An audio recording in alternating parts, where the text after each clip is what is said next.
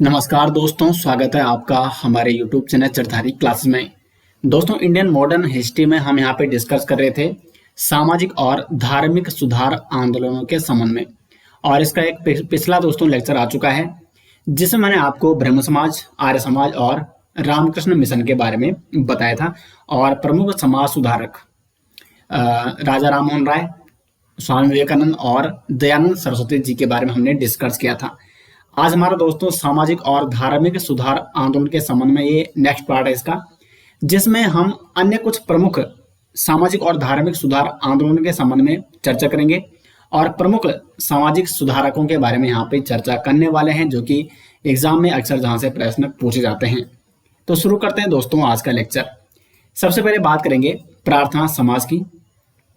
प्रार्थना समाज जिसकी स्थापना दोस्तों 1867 में होती है बम्बई में। प्रार्थना समाज 1867 में स्थापित हुआ और इसके संस्थापक थे आत्माराम पांडुरंग। प्रार्थना समाज जिसका मुख्य उद्देश्य था विधवा पुनर्विवाह को प्रोत्साहन देना, महिला शिक्षा को बढ़ावा देना और साथ ही साथ ये जातिगत भेदभाव को समाप्त करना चाहता था। और हिंदू धर्म में जो कुरीतियां थी, जो कुप्रथाएं थी, उनको समाप्त करना प्रार्थना समाज का मुख्य उद्देश्य था, जिसके कारण 1867 में आत्माराम पांडुरंग जी द्वारा प्रार्थना समाज की स्थापना की जाती है मुंबई में। उसके बाद प्रार्थना समाज को जो प्रसिद्धि दिलाने का श्रेय जाता है वो जाता है महादेव गोविंद रनाडे, MG रनाडे को। प्रार्थना समाज की स्थापना की थी आत्माराम पांडुरंग ने, लेकिन प्रार्थना समाज को प्रसिद्धि दिलाने का जो श्रेय जाता है वो जाता है महादेव गोविंद रनाडे जी को। महादेव गोविंद रनाडे, इनका जन्म महाराष्ट्र में हुआ था और ये एक प्रसिद्ध सामाजिक सुधारक थे। महादेव गोविंद रनाडे को दोस्तों महाराष्ट्र का सुकरात भी कहा जाता है। तो महाराष्ट्र का सुकरात किसको कहा जाता है? तो वो कहा जाता है महादेव गोविंद रनाडे जी को। 1870 में महादेव गोविंद रनाडे यानी MG रनाडे ने पूना सार्वजनिक सभा की स्थापना की थी। पूना में इन्होंने एक सार्वजनिक सभा की स्थापना की थी MG रनाडे ने। और 1884 में दक्कन एजुकेशन सोसाइटी की स्थापना में महत्वपूर्ण भूमिका निभाई थी गोविंद रनाडे जी ने और साथ में बाल गंगाधर तिलक जी ने। तो प्रार्थना समाज के मैंने आपको उद्देश्य बता दिया, इसकी स्थापना कब हुई और संस्थापक कौन थे इसके, ये मैंने आपको यहाँ पे बता दिया। और इसमें महत्वपूर्ण भूमिका निभाई थी, इसको प्रसिद्धि दिलाने का श्रेय जो जाता है वो जाता है महादेव गोविंद रनाडे जी को। उसके बाद नेक्स्ट हम बात करेंगे, महत्वपूर्ण आंदोलन है यंग बंगाल आंदोलन। और यंग बंगाल आंदोलन का जो प्रवर्तक जिसे माना जाता है वो है Henry Vivian Derozio.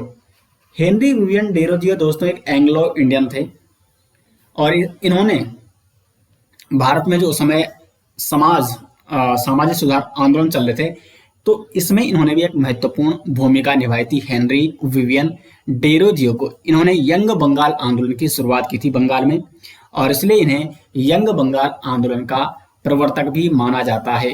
Young Bengal आंदोलन का प्रवर्तक किसे माना जाता है? हेनरी विवियन डेरोजियो को। हेनरी विवियन डेरोजियो ये फ्रांस की क्रांति से काफी प्रभावित था। फ्रांस की क्रांति से प्रभावित था और हेनरी विवियन डेरोजियो द्वारा जो यंग बंगाल नामक जो ये आंदोलन चलाया गया था, इसका उद्देश्य क्या था? नारी शिक्षा को बढ़ावा देना और साथ ही साथ सामाजिक कुप्रथाओं का विरोध करना। तो हेनरी विवियन डेरोजियो कहा जाता है यंग बंगाल आंदोलन का प्रवर्तक, और इससे यंग बंगाल की उपाधि भी दी गई है डेरोजियो को, यानी हेनरी विवियन डेरोजियो को।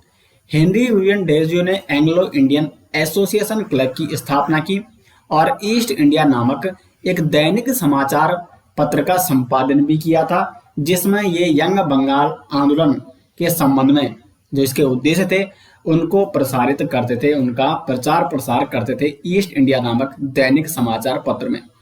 और डेरोजियो को दोस्तों इसीलिए भारत का प्रथम राष्ट्रवादी कवि भी माना जाता है। तो भारत का प्रथम राष्ट्रवादी कवि किसे माना जाता है? हेनरी विवियन डेरोजियो को।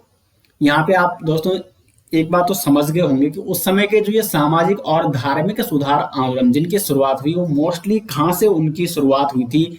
वो हुई थी बंगाल से, और अधिकांश जो समाज सुधारक थे वो बंगाल से ही थे उस समय। और इसलिए आप देखोगे कि अभी आगे जाकर जब हम राष्ट्रीय आंदोलन के बारे में पढ़ेंगे, कांग्रेस की स्थापना के बारे में और बंगाल विभाजन के बारे में पढ़ेंगे, तो वहां पर आपको समझ आ जाएगा कि अंग्रेजों ने बंगाल विभाजन क्यों किया और क्यों उन्हें बंगाल विभाजन करने की आवश्यकता पड़ी। इसका मुख्य कारण एक यह भी था कि बंगाल में सामाजिक सुधार के साथ साथ धार्मिक सुधार आंदोलन के साथ साथ राष्ट्रीय आंदोलन में भी यहाँ पे मजबूती से राष्ट्रीय आंदोलन की शुरुआत भी होने लग गई थी, जिसके डर से फिर यहाँ पे ब्रिटिशर्स ने बंगाल का विभाजन किया और बंगाल को भी दो भागों में बांटा, जिसमें एक जो बाहुल्य क्षेत्र था वो हिंदू बाहुल्य क्षेत्र था और एक था मुस्लिम बाहुल्य क्षेत्र जो कि पूर्वी बंगाल था।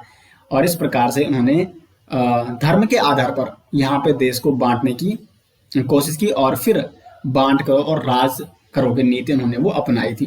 तो इसका एक मुख्य कारण भी था क्योंकि बंगाल उस समय सबसे पहले से सबसे अमीर तो था ही, साथ साथ वहाँ के जो लोग थे उन्होंने सामाजिक और धार्मिक सुधार आंदोलन के वहां से मुख्य रूप से बंगाल से ही शुरुआत हुई है। फिर आगे बढ़ते हैं यंग बंगाल आंदोलन और हेनरी विवियन डेरोजी के बारे में इतना ही आपको याद रखना है, यहाँ से और प्रश्न यहाँ से आपके नहीं पूछे जाएंगे। हेनरी विवियन डेरोजी जो कि कलकत्ता हिंदू कॉलेज में प्राध्यापक भी रहे थे 1826 से लेकर 31 तक, लेकिन इनके जो विचार थे उसके कारण जो रूढ़िवादी हिंदू थे उन्होंने इन्हें 1831 में हिंदू कॉलेज से इन्हें निकाल दिया था। 1826 से लेकर 31 तक ये कलकत्ता हिंदू कॉलेज में प्राध्यापक भी रहे थे। अब आगे बढ़ेंगे और बात करेंगे थियोसॉफिकल सोसाइटी के बारे में। थियोसॉफिकल सोसाइटी जिसकी स्थापना हुई थी 1875 में। कब हुई थी इसकी स्थापना? 1875 में। और इसके संस्थापक हैं मैडम हेलेना पेट्रोवना ब्लावस्की व कर्नल हेनरी स्टील अलकाट, ये इसके संस्थापक हैं। और इसकी स्थापना कहाँ हुई? तो इसकी स्थापना हुई न्यूयॉर्क अमेरिका में। न्यूयॉर्क अमेरिका में थियोसॉफिकल सोसाइटी की स्थापना की गई। अब जो थियोसॉफिकल सोसाइटी थी इसके जो विचार थे, इसका जो उद्देश्य थे, ये हिंदू धर्म से काफी प्रभावित थे। हिंदू धर्म के आध्यात्मिक पुनर्जन्म और कर्म के सिद्धांत को ये मानते थे। तो जो थियोसॉफिकल सोसाइटी थी इसकी जब स्थापना हुई तो ये किससे प्रभावित थे?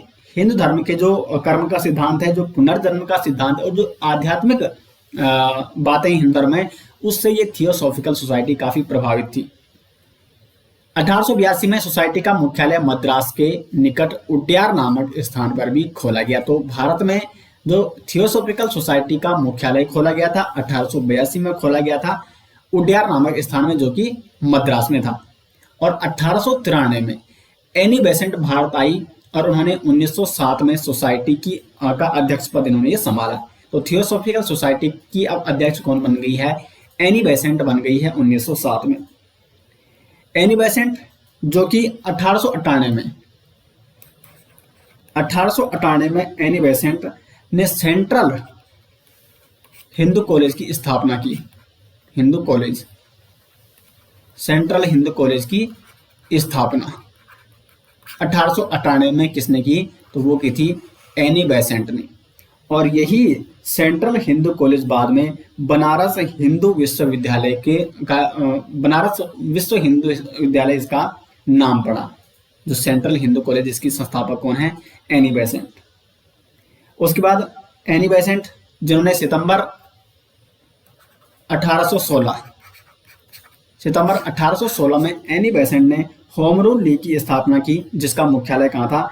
मद्रास का उड्यार। तो इसी उड्यार नामक स्थान पर इन्होंने अपने होम रूल लीग का मुख्यालय बनाया था। उससे पहले होम रूल लीग की स्थापना बाल गंगाधर तिलक जी ने की। ठीक है, इनसे पहले वो, अभी हम आगे राष्ट्रीय आंदोलन के बारे में जब पढ़ेंगे तो वहां पर और डिटेल से इसको समझने का प्रयास करेंगे। 1917 में एक सन और आपको याद रखना है क्योंकि ये महत्वपूर्ण है। 1917 में एनी बेसेंट ने कांग्रेस के कलकत्ता अधिवेशन की अध्यक्षता भी की थी। तो कांग्रेस की प्रथम महिला अध्यक्ष कौन थी? तो वो थी एनी बेसेंट। ये विदेशी भी थी और कांग्रेस की प्रथम महिला अध्यक्ष भी ये बनी, एनी बेसेंट। और कलकत्ता अधिवेशन जो कि 1917 में हुआ था, वहां पर इन्होंने कांग्रेस की अध्यक्षता की थी। तो ये है थियोसॉफिकल सोसाइटी। आगे बढ़ते हैं और कुछ अन्य महत्वपूर्ण समाज सुधारकों के बारे में चर्चा करते हैं, जिसमें है ज्योतिबा फुले। ज्योतिबा फुले इन्होंने सत्यशोधक समाज की स्थापना की। सत्यशोधक समाज जिसकी स्थापना 1873 में की गई और इसके संस्थापक थे ज्योतिबा फुले। और जो ये सत्यशोधक समाज था, इसके उद्देश्य क्या थे? निम्न जाति और जो महिलाएं थी उनके बीच शिक्षा का प्रसार करना। इनके जो उद्देश्य थे सत्यशोधक समाज के, वो थे निम्न जाति के लोगों और साथ ही साथ महिलाओं के बीच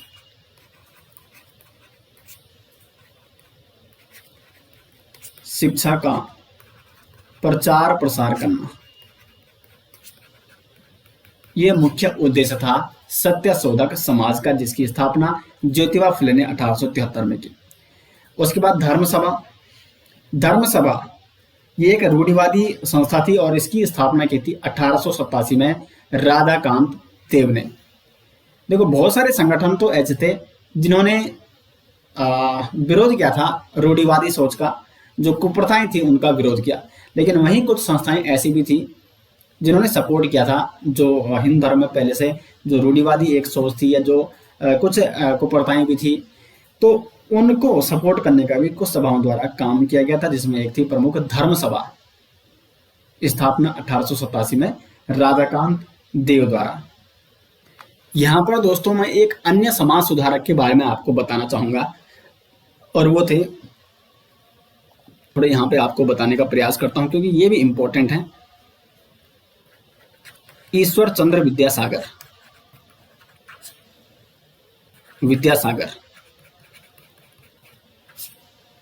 ये एक प्रमुख समाज सुधारक हैं जिन्होंने समाज में बहुत सारी कुप्रथाओं का विरोध किया और उन्हें समाप्त करने का प्रयास भी किया।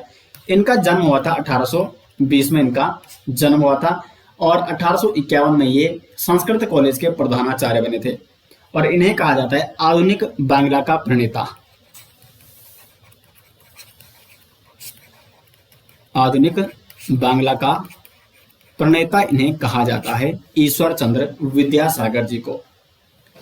और जो विधवा पुनर्विवाह शुरू किया गया था, मैंने आपको पिछली वीडियो में बताया था कि पहले हिंदू धर्म में जो विधवाएं होती थी उनका पुनर्विवाह नहीं होता था और इसकी मुख्य रूप से जो आवाज उठाई गई थी और इसमें महत्वपूर्ण जो भूमिका निभाई, जिसके बाद 1856 में हिंदू विधवा पुनर्विवाह कानून बना था।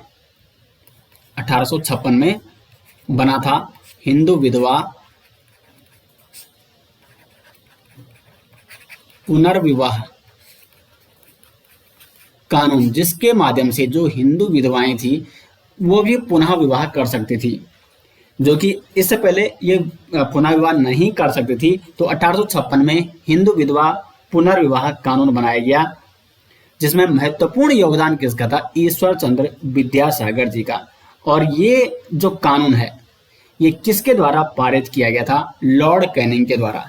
तो इस समय जो गवर्नर जनरल थे लॉर्ड कैनिंग, इसके द्वारा ये कानून पारित किया गया था। तो हिंदू विधवा पुनर्विवाह कानून 1856 में लागू हुआ और इसमें महत्वपूर्ण भूमिका निभाई थी ईश्वर चंद्र विद्यासागर जी ने। तो ये यहाँ से इंपॉर्टेंट था, इसलिए ये आपको बताना जरूरी था। अब आगे बढ़ते हैं और बात करते हैं कुछ अन्य संस्थाओं के बारे में, जिसमें एक है देव समाज। देव समाज की स्थापना 1887 में की गई और इसके संस्थापक थे शिव नारायण अग्निहोत्री। दूसरी एक संस्था है परमहंस मंडली। परमहंस मंडली, इसकी स्थापना 1849 में की गई और इसके संस्थापक में आते हैं दादोबा पांडुरंग और दुर्गाराम मेहता जी। नेक्स्ट है the servants of India society, जिसकी स्थापना 1905 में होती है गोपाल कृष्ण गोखले जी के द्वारा। ये इंपॉर्टेंट, ये कई बार एग्जाम में पूछी जा चुकी है। The servants of India society की स्थापना 1905 में गोपाल कृष्ण गोखले जी के द्वारा। और इसका उद्देश्य क्या था? तो इसका उद्देश्य था नौजवानों को सार्वजनिक जीवन के लिए प्रशिक्षित करना, ताकि वो और मुख्य उद्देश्य ये भी था कि वो युवाओं को राष्ट्र प्रेम और राष्ट्रभक्ति उनके अंदर जगाने का प्रयास करना, ताकि वो अपने आप को राष्ट्र के प्रति समर्पित कर सकें। और एक नेक्स्ट आंदोलन है यहाँ पे अहमदिया आंदोलन। ये एक मुस्लिम धार्मिक सुधार आंदोलन था, अहमदिया आंदोलन। 1889 में मिर्जा गुलाम अहमद द्वारा ये पंजाब में शुरू किया गया था, अहमदिया आंदोलन। तो महत्वपूर्ण ये भी आंदोलन है, जो कि किसके द्वारा शुरू किया गया था, मिर्जा गुलाम अहमद के द्वारा 1889 में। तो यहाँ तक दोस्तों आपको जो इम्पोर्टेंट सामाजिक और धार्मिक सुधार आंदोलन थे वो मैंने आपको यहाँ पे बता दिए हैं। आज की वीडियो थोड़ा छोटी हो सकती है, क्योंकि यहाँ पे एक तो पिछला पार्ट ला चुका हूँ और उसमें मैंने आपको ब्रह्म समाज, आर्य समाज और साथ ही साथ जो रामकृष्ण मिशन उसके बारे में बताया था, और इसमें बताने के लिए इतना ही था। अब यहाँ पे कुछ चीजें जो आपको यहाँ पे ये याद करनी जरूरी है, ठीक है। कुछ संस्थाएं और उनके संस्थापक और उनकी स्थापना वर्ष। आत्मीय सभा, मैंने पिछली वीडियो में आपको बताया था, आत्मीय सभा की स्थापना राजा राममोहन द्वारा की जाती है 1815 में, और स्थान कलकत्ता में इसकी स्थापना की जाती है। ब्रह्म समाज की स्थापना भी राजा राममोहन राय ने की थी। आगे ब्रह्म समाज जो कि 2 भागों में बट गया था, उसमें देवेंद्रनाथ टैगोर थे, उसमें केशव चंद्र सेन थे।